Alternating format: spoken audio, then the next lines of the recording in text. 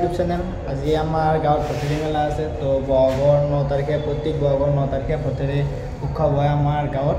তো বুঢ়াবাৰী হাজো বুঢ়াবাৰীত ভঠেলি উৎসৱ পালন কৰা হয়। তো আপোনালোক আজি মই ভঠেলি গোটেইখিনি কাৰ্যসূচী দেখাই দিম কেনেকুৱা কি, আৰু বহুত মানুহ হয় এইবিলাক ভঠেলিত প্ৰত্যেকবাৰে বহুত মানুহ হয়। তো আপোনালোকক এইবাৰ মানুহ কিমান হয় আৰু চব কাৰ্যসূচী কিছু আপোনালোকক দেখাব চেষ্টা কৰিম। তো আপোনালোকৰ ভিডিঅ'টো চাই ল'ব, স্কিপ নকৰাকৈ। তো এনেকুৱাকৈ বাঁহ এডাল মানে গামোচাৰে বান্ধি কিনে চাৰিওফালে এনেকুৱা গামোচাকে বান্ধি এডাল শোভাযাত্ৰা কৰা হয়। তো ইয়াত আৰু এনেকুৱাকৈ বান্ধি লৈ আৰু এডাল বাঁহ আছে। তো সেইডাল বাঁহ নেক্সট গাঁওখনৰ পৰা আহে। তো অলপ আগত আমাৰ এখন গাঁও আছে, তো সেইখনৰ পৰাই আহি যায়। তো দুডাল মানে বাঁহ এনেকৈ লৈ শোভাযাত্ৰা কৰা হয়। তো আপোনালোকক দেখাই দিম চবখিনি আজি। তো ইয়াতো মানে এনেকুৱাকৈ মানে কামটো মানে বান্ধি থকাখিনি দেখাই দিলোঁ একেলগে। তো আপোনালোকে চাই ভাল পাব। আৰু এনেকুৱাকৈ আমি এতিয়া শোভাযাত্ৰা আৰম্ভ কৰি আছোঁ। তো দেখিছে কেনেকুৱা মানুহ, আৰু ভাল লাগে আৰু মানে প্ৰত্যেক বছৰৰ মূৰে এদিনে আহে। তো বহুত ভাল লাগে এই দিনটো। তো আৰু ইয়াত বহুত মানুহ হয় চাব লগা, আৰু বহুত দূৰ দূৰণিৰ পৰা মানুহ আহে। আৰু বহুত ডাঙৰ মেলাৰ নিচিনাকৈ চব বজাৰ সভা তো চব পোৱা যায় আৰু এই বজাৰত। তো এনেকুৱাকৈ আমি শোভাযাত্ৰা আৰম্ভ কৰি এনেকুৱাকৈ মানে ৰাস্তাত আৰু মেইন ৰাস্তাত গাড়ী চাড়ী বহুত থাকে। তো তেনেকুৱাকৈ কিছুকৈ আমি মানে গাড়ী চাড়ীবিলাক চাই মেলি ৰখাই মিলাই এনেকুৱাকৈ আমি মানে বস্তুবোৰ মানে চব চাই চিন্তি কৰিব লগা হয়। আৰু ইয়াত পুলিচ চুলিচ চব আছে, আৰু প্ৰত্যেক বছৰে থাকে এনেকুৱাকৈ পুলিচ চুলিচ। তো এনেকুৱাকৈ আমি শোভাযাত্ৰা গোটেই গাঁওখন ঘূৰাই আছোঁ আৰু এনেকুৱাকৈ। তো চববিলাক মানুহ যাই আছে আৰু আমিও পিছে যাই আছোঁ। আৰু হয়তো আপোনালোকৰ মনত বহুত প্ৰশ্ন আছে, এইবিলাক উৎসৱ কেনেকুৱাকৈ কিমান বছৰ মূৰৰ পৰা আয়োজন কৰি আছে। তো আপোনালোকৰ জানিব ইচ্ছা আছে, তো সেইবাবে অলপমান জানি লওক আপোনালোকে।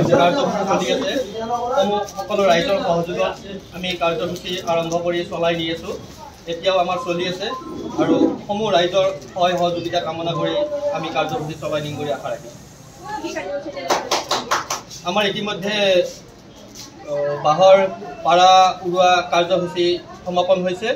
সমূহ আমাৰ ভক্তপ্ৰাণ সদস্যবৃন্দৰ সহায় সহযোগত আমাৰ 150 বছৰীয়া যিটো আমাৰ পাৰা উৰুৱা কাৰ্যসূচী, এই কাৰ্যসূচীটো ইতিমধ্যে আমাৰ সমাপন হৈছে।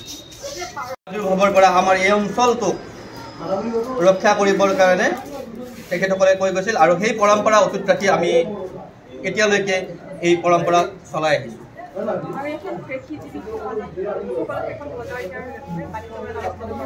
নিশ্চয় আমাৰ এই অনুষ্ঠানটোৰ লগত বহু পৰম্পৰা জড়িত হৈ আছে। যেনে ইয়াৰ লগত কৃষিজীৱীসকলেও ইয়াত নানা ধৰণৰ কৃষি উৎপাদন হোৱা শস্য বিক্ৰী কৰিব পাৰে। ইয়াৰ উপৰিও আমাৰ লোক সংস্কৃতিৰ জাপি, বিচনী, শৰাই, নানান ধৰণৰ থলুৱা বস্তুবোৰ ইয়াত বিক্ৰী কৰি আমাৰ ওচৰৰ ৰাইজ লাভান্বিত হোৱা দেখা গৈছে।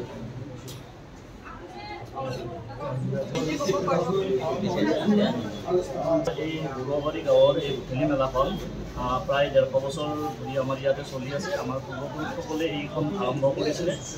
আমাৰ মহামাৰী হৈছিলে এটা সময়ত।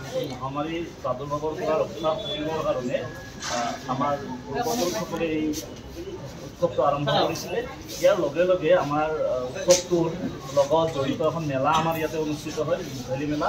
এই ভঠেলি মেলাখনত আমাৰ ইয়াত যিখিনি থলুৱা কৃষকসকল বা আমাৰ কমাৰসকল এই এনেকুৱা ধৰণৰ বস্তুবিলাক থলুৱাভাৱে উৎপাদিত সামগ্ৰীবিলাকৰ আমাৰ ইয়াতে এখন বজাৰ। আমি এনেকৈ সকলোৱে হাঁহি ফূৰ্তি কৰি সকলোৱে এনেকৈ শোভাযাত্ৰা আৰম্ভ কৰি আছোঁ।